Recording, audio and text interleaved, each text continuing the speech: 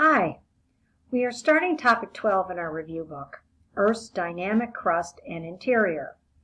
The word dynamic means constantly changing. We know the Earth's crust is constantly undergoing change because we hear about volcanoes erupting and earthquakes happening all over the world. Scientists made observations, looked at the data to try and tell a story about what's causing Earth's crust to change. One of the first things they looked at is the location of earthquakes. I am afraid of earthquakes. Have I ever experienced one? That would be no, and I hope never to have that experience.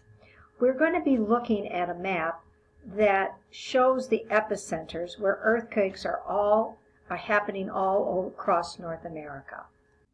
This is a map showing epicenters where earthquakes are happening all across North America. Here's where we are. Does it look like we live in any place that experiences earthquakes? That would be no. Where are they? Well, let's look over here on the west coast of North America, specifically the state of California. California has a lot of earthquakes, and the reason I'm afraid of them is because my daughter lives in San Francisco. She has been in an earthquake, a mild one that woke her up in the middle of the night. Alaska is another place that experiences quite a few earthquakes. This is called the Aleutian Islands. This is Alaska, and on any given day they have between 20 and 25 earthquakes in Alaska. This diagram shows you where earthquakes have happened over the last 10 years, and they do seem to happen in general areas that have specific earthquakes. So before we talk about where they happen and why they happen, let's get some definitions down. What exactly is an earthquake? It's a sudden release of stored energy in the rocks along the faults. Faults are the cracks in the rock along which there is movement on either side. You can see the arrows showing you here the movement on either side of the fault.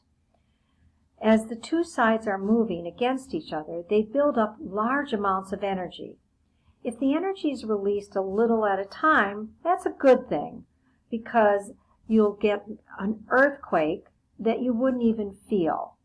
But if the rock gets stuck and the energy builds up, like a stretched rubber band that snaps, that motion could cause bad earthquakes on the surface. We have two more definitions. The focus is where the earthquake originates below the surface. An epicenter is directly above, on land, or under the water. The next slide is going to show you the difference between the focus and epicenter. So in this diagram, which I will rewind, there's the focus along the fault, here's the movement, and this is the epicenter above. This is another During an diagram. earthquake, energy radiates in all directions from the source, called the focus or the hypocenter, in the form of waves. There are several different types of faults, but the one you're probably most familiar with is the transform fault. The arrows show you the direction of movement. These are faults that the masses of rock move against each other. They slide past one another, and the arrows are showing the direction of movement. There are different faults, but they're all just showing the movement that happens. As I said, the one that you're probably most familiar with is the transform fault. The most famous one is the San Andreas Fault. That goes right through the state of California. That movement along the fault causes the earthquakes that scare me for my daughter. You can see along this fault line, you have a lot of towns, and several of these towns, like this town of Parkfield, has an earthquake almost every day. You don't often feel them, but they do have them. So what causes the damage? When an earthquake occurs, energy is released in seismic waves that travel outward from the earthquake focus. And I'm going to show you this little animation. It's like water dropping in a pond. And drop, and you see the waves going outward from the center. That center would be the epicenter. At the same time, there are 3 different types of seismic waves that are produced, but each of these waves behaves differently. The first wave we're going to talk about is the P wave. It's called the primary wave. It vibrates parallel to the wave motion, and these are the fastest waves. So let me show you some videos. They travel faster and they travel parallel. It's also called a compression wave. The second wave is called an S wave, or the secondary wave. It's slower, much slower, and it vibrates back and forth perpendicular to the motion. So this is a right angle. And it's slower. The third wave that's produced is called a surface or a love wave. This is the slowest and has a somewhat circular motion that does a lot of damage. I'm going to show you an animation of the 3 different types of waves. So in this animation, you see the 3 different types of waves. First comes the P wave, then comes the S wave, and then comes the surface wave that could possibly take down the house. And you can see why the surface wave does so much more damage, because it's kind of doing a lot more circular, and you've got all these other motions happening. So notice that the P wave gets there first, then the S wave, and then the surface wave. But please realize they're all generated at the exact same time. We're going to be looking a little bit because they can tell where the epicenter is by the difference between when the P wave gets there versus the S wave gets there. We have a few more definitions. A seismograph is the instrument that measures the waves, and the seismogram is the paper that the information is recording on. You have this P wave is going to get there first, then the S wave, then the surface wave. So I'm just going to rewind this so you can see it.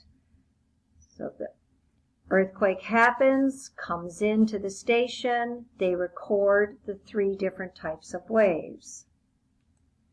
So this is the animation that shows the earthquake as the epicenter and the seismograms at 3 different cities.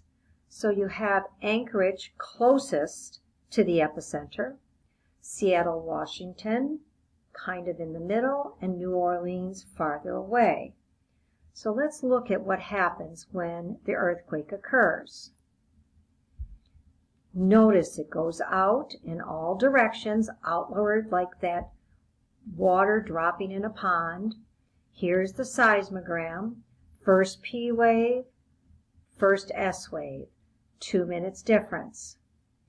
Between at the Seattle, Washington, first P wave, then first S wave, and a 3-minute difference. And the farthest location at New Orleans, between the P wave and the S wave, is 4 minutes difference.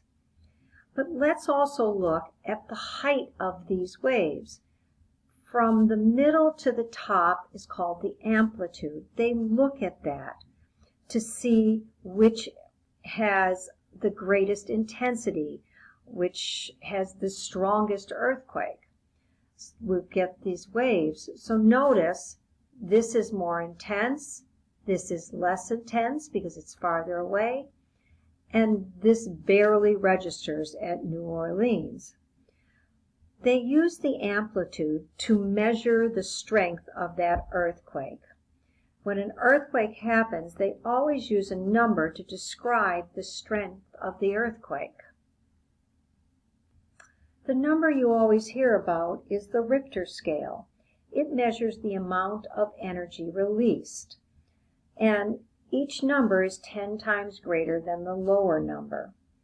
The amount of shaking is basically what they're measuring, and it's 33 times the amount of energy every time. So a 1 or 2 scale you wouldn't really see or hear. You never hear of a 10. One of the consequences of earthquakes are something called a tsunami. When a strong earthquake happens on the ocean floor, it can generate a seismic sea wave that can be very damaging to the coastline. Not out at sea, because that would barely register. It's not even detectable. But it becomes a long ocean wave that can be as high as 90 feet when it comes ashore. So let's look at this. Most tsunami form during a mega earthquake when the sudden offset of a major fault on the ocean floor shoves seawater as if it were being propelled by a giant paddle. These powerful waves can pass undetected in the open ocean because they are less than a meter in height and have very gentle slopes. However, upon entering shallow coastal waters, these waves feel bottom and slow, causing the water to pile up to destructive heights. These waves can travel as fast as a jet plane, about 600 miles per hour.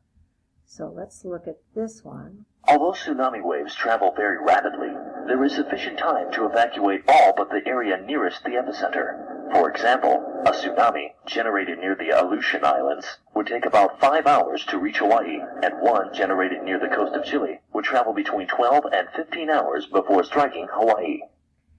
So one of the real obvious signs is that you'll get an unusual disappearance of the water near the shore. The water recedes out. Or if you're near the shore and you feel an earthquake, what should you do? You should get to higher ground so that you can avoid the flooding waters that come in. Now, earthquakes are just part of the story as to what is happening that causes Earth's surface to change. Scientists over the course of the years looked at other evidence to put the pieces together to come up with a model only developed in the 1960s, which is called the plate tectonics theory. In our next presentation, we will walk you through the timeline of the history of plate tectonics.